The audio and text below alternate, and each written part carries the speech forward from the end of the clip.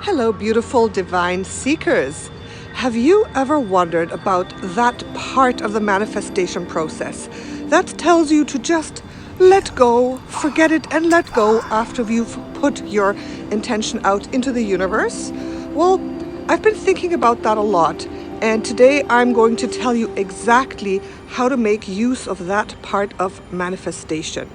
For those who are new, I'm Natasha, Cosmic Empress, and I am in Victoria today, one of my favorite places. I live on Vancouver Island, and this is the city of Victoria, and I'm going to show you what I'm looking at right now. Take a look at this. This is the Parliament building. This is the harbor with all the sailboats. It's absolutely gorgeous. Take a look at this, and I'm in front of the Empress. It's actually a hotel. It's right up there. I'll show you in a minute when I get up there. This is the Empress Hotel. Very fitting, isn't it, for this channel? So it's absolutely gorgeous. This is my favorite place. And you know what? Right over there, right by the water's edge, I used to have a little tarot stand. I used to read tarot cards. That's how I started in this city. That was just a few years ago. And for the best spiritual advice, why don't you hit that subscribe button right now and also the little bell so you don't miss any video that comes out. There's usually 2 to 3 videos a week. Okay, so many times we are told to bring up our desire, to think about what we want, to speak it, perhaps to hold it for 17 seconds. You know that rule, that 17-second rule. I'll make another video about that. To really cultivate that desire, to bring it out, to feel it, to dream it, and then to just let it go into the universe, and the universe will manifest it for you. There is a little misconception there. Everything that you've just dreamed up, you've gone deeply into your process.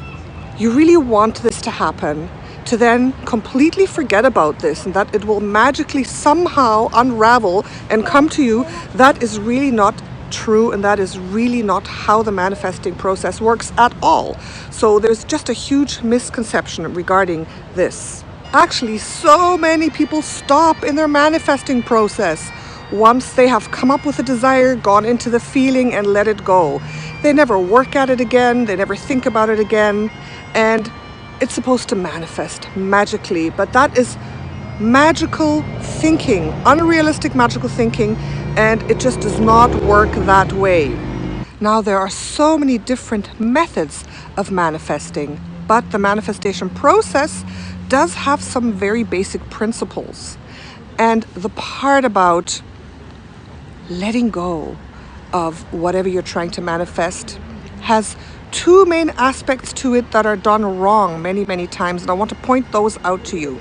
So first of all, let's go back to the basics of the manifesting process. First of all, you have to create a desire within you. You have to realize what it is that you truly desire from your heart.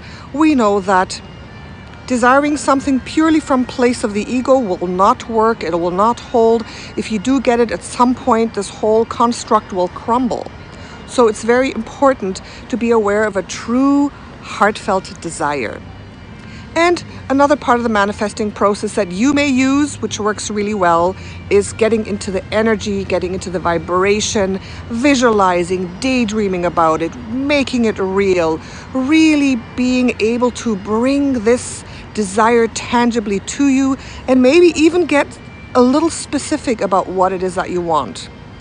Now, here comes where many people make the first big mistake that has to do with the letting go. And that is wanting to manifest something very specific, wanting to manifest a very narrow, specific outcome.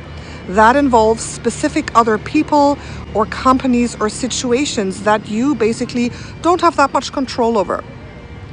So if you really want to manifest, let's say, a specific job in a specific company with a specific job description at a specific time, that may not be possible. Firstly, because there is the free will of others involved and they may not match to you vibrationally. Second of all, because it might not be the best option for you. and you are settling for less, because when we want something, we can often not even fathom or conceive what we are capable of, or how far we can really go, or what is the best option exactly that the universe wants to give us. So when you're manifesting something, don't be attached to a very specific outcome. Make it broader. And this is one of the principles that's really important to apply to the letting go. But let's say you have created a desire. You know what it is that you want, not too specific. You have conjured it in your mind. You've gone into the vibration. You have visualized it. You're in it. You're in the flow. You've jumped onto the timeline. You've done all that work. Now what's important to do is let go of the attachment to the outcome that you are thinking of, okay? That is important. Don't think, okay, this is kind of the idea that I have, and your mind does tend to zoom in as you are moving forward, as opportunities are coming in. Your mind tends to attach itself to specific opportunities or situations or outcomes. So what might happen is, if you're trying to manifest the perfect job, you might get several opportunities, you might get several interviews, and you might say, this is the one that I want, this one. And then you start to really get attached to that. So that's something you should not do, okay? Do not get attached to any opportunity that comes up. That's the part where you have to let go of the outcome, because the perfect one will find its way to you and you will get that one. It's probably not the one that you think is gonna be a match. That's the first part. Okay, I'm getting chilly. I have to walk a little bit. We're very lucky here though. It's quite warm, as you can see. It is about, I would say, 7-8 degrees. So that's not bad for Canadian winter in the middle of January. Anyways, so the second part of the letting go is the following.